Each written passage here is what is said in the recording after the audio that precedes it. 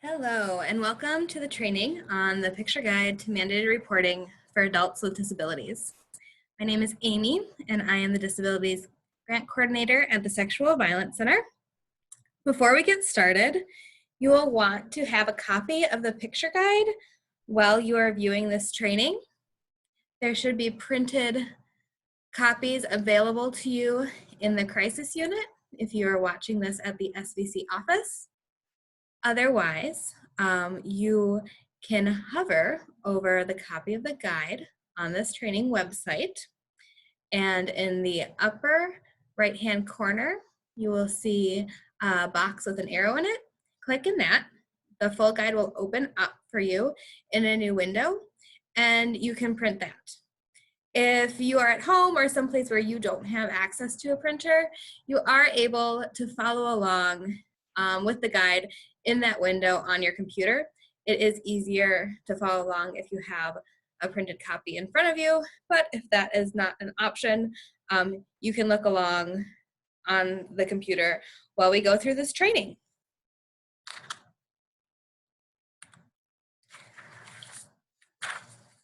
The picture guide to mandated reporting for adults with disabilities was developed through Accessing Safety in Hennepin County.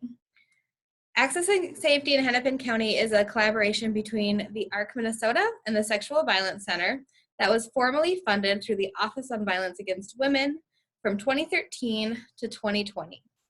The mission of the collaboration is to improve how both agencies support victim survivors with intellectual and developmental disabilities. The two agencies will work together to provide services that respect and empower victim survivors. Accessing Safety in Hennepin County will help victim survivors get the skills and resources they need to heal. After today's training, you will understand how the picture guide to mandated reporting for adults with disabilities can help a victim survivor. You'll understand that victim survivors with disabilities have the right to choose what information they share, and you should feel comfortable empowering a victim survivor with a disability to ask if someone they're talking with will disclose information that they share. Your role as the advocate is very important. You'll probably recognize some of this information from other online trainings that you've done on this website. Your role is to always put the victim survivor in the center of the work you do with them. Advocate for the person and what the person wants whenever possible. Provide options and let them decide what to do next. Make sure the person's voice is heard and prioritized when working with guardians, parents, family members, social workers, doctors, nurses, or other professionals. It is not your role to be an expert in mandated reporting. You do not need to know all of the different types of professional mandated reporters. It is also not your role to determine if a victim survivor is considered a vulnerable adult or if they have a disability. You will need to use your best judgment when offering the picture guide as a resource. We will talk more later about how the law determines who is a vulnerable adult. You can either give this picture guide to the victim survivor to read themselves, or you can offer to go through the guide together and read it to them. It is your responsibility as an advocate to empower the victim survivor at every step. This includes allowing the victim survivor to decide if they want to use the picture guide or not.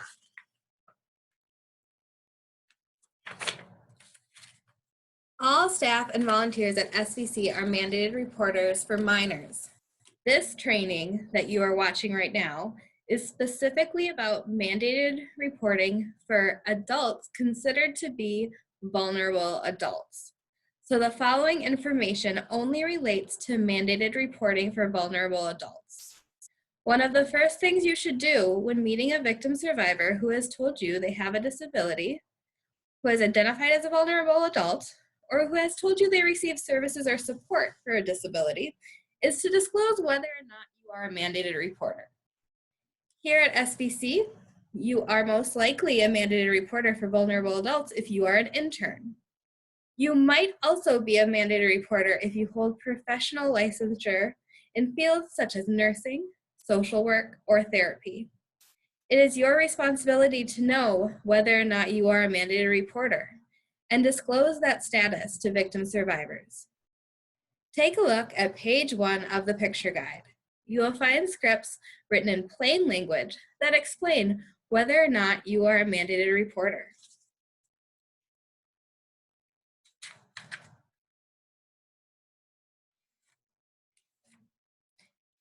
Now, let's take a look through the guide. If you did not get a guide at the beginning of the training, please pause. You can ask a staff or volunteer where you can get a guide if you are in the office, or you can print one.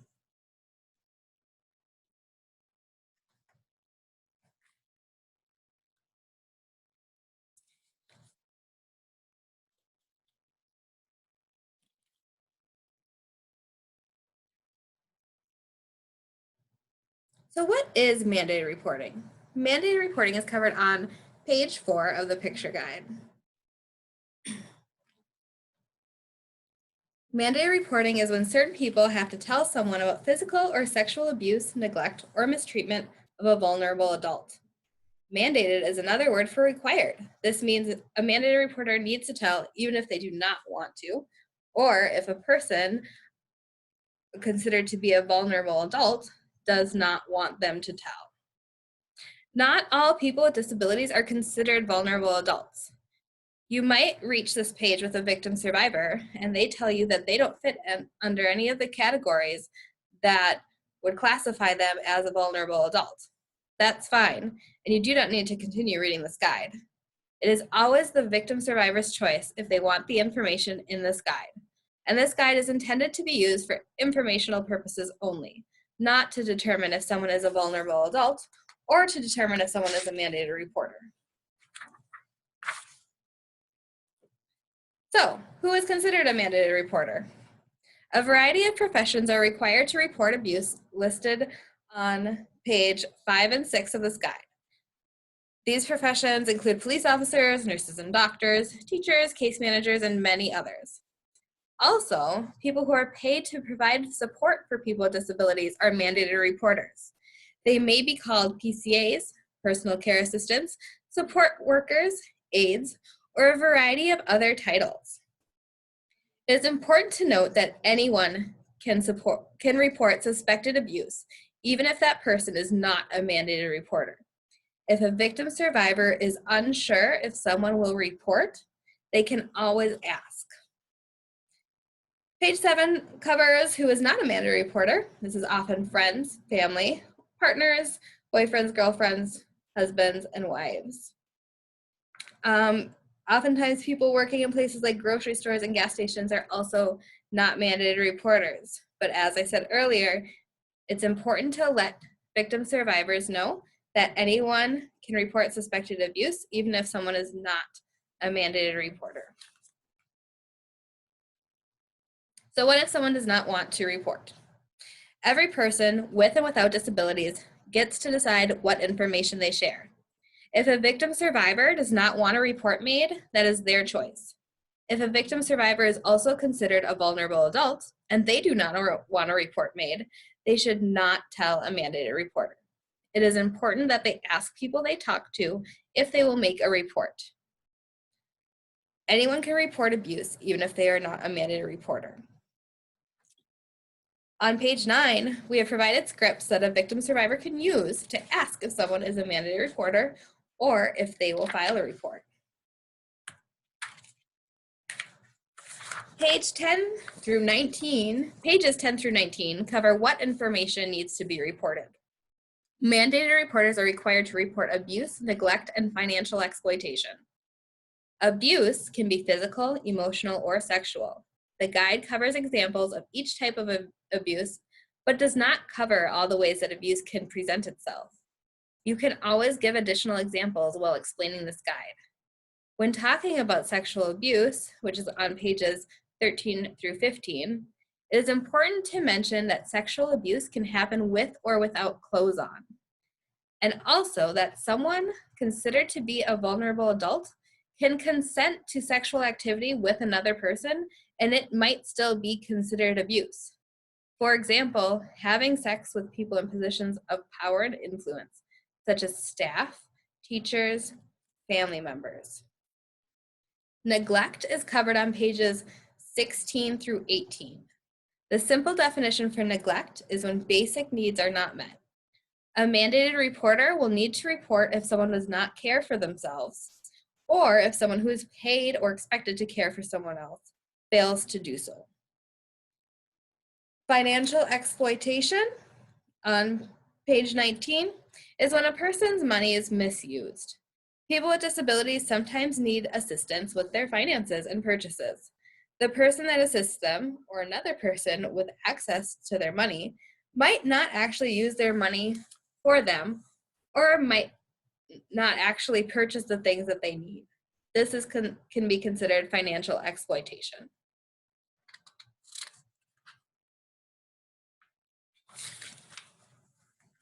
Along with reporting the abuse, the neglect, and or the financial exploitation, a mandated reporter will also need to give the victim survivor's name, their address, details of what happened, and the name of the abuser. It is possible that a report could be made without all of this information.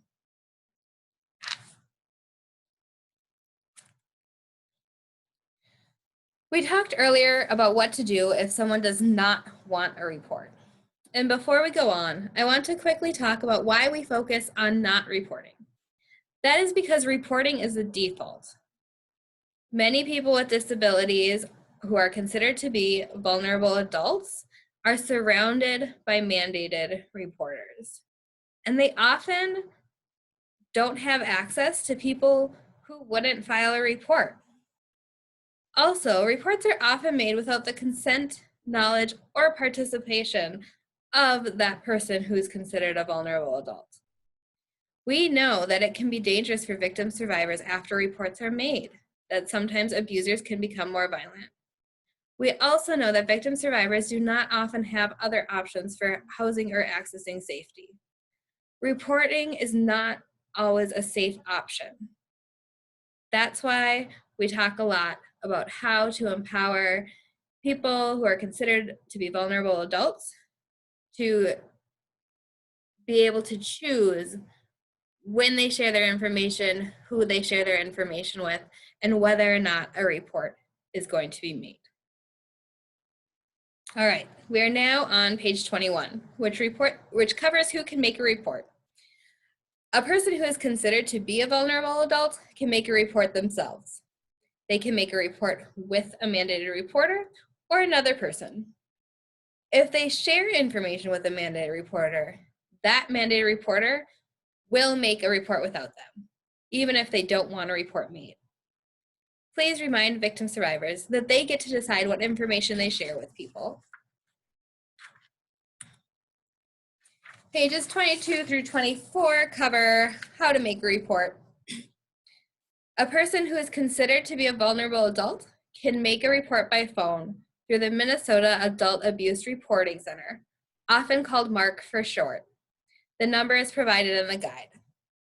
A mandated reporter can make a report either by phone or computer.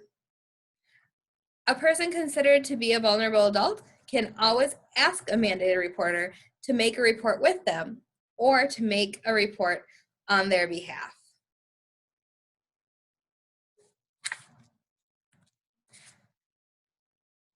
So, what happens with the information?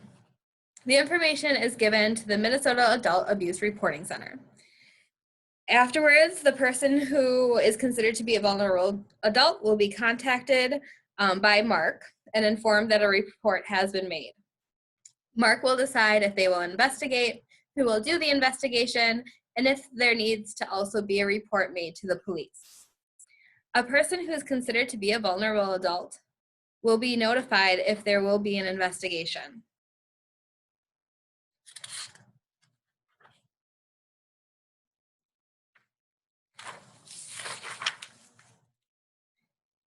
During an investigation, someone from Adult Protection Services might talk with the person considered to be a vulnerable adult. They might speak with the person who reported. They could speak to the perpetrator or other people who might have information. The person considered to be a vulnerable adult will be told the results of the investigation. If the investigation does confirm that abuse, neglect, or exploitation took place, the person might not see the perpetrator anymore. That perpetrator might lose their job. They could be charged with a crime, or they could go to jail. It's important to also let victim survivors know that what happens to their perpetrator is not their fault.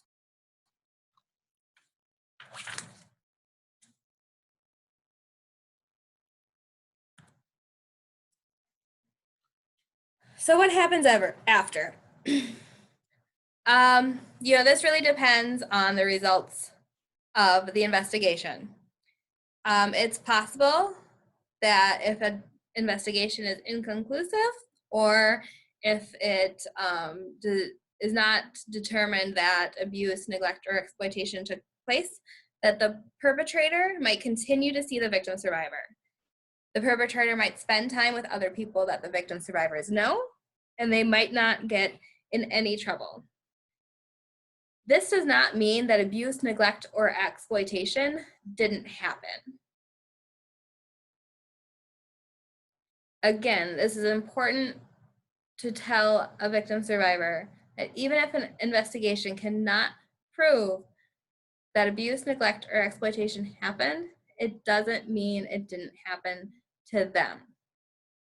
It also can put them in a situation where there's going to be continued exposure to their perpetrator. If they continue to experience abuse, neglect, or exploitation, they can always make another report. They also have the option of contacting other places to talk about what happened and to help them make a plan to keep themselves safe. Page 30 lists 4 resources that someone in our area could use. The ARC Minnesota is available and provide information and assistance about abuse and prevention statewide. Us at the Sexual Violence Center provide services in Hennepin, Carver, and Scott counties, and we can always refer to a crisis center in another area if needed. People are also able to call Day 1, which is a statewide domestic and sexual assault support service. And there's a national suicide hotline for people in distress that can hopefully provide crisis resources. When you're explaining these resources to a person that might be considered a vulnerable adult, it is important, again, to remind them to always ask if the information they share will be reported. We know what our reporting policy here at SVC is, but we cannot guarantee that other agencies have the same or similar reporting policy. It is possible that someone considered to be a vulnerable adult could call one of these other resources and be speaking to a mandated reporter. So please remind them to always ask if they do not want their information to be reported. Ask if the person they are speaking with is a vulnerable adult or is a mandated reporter.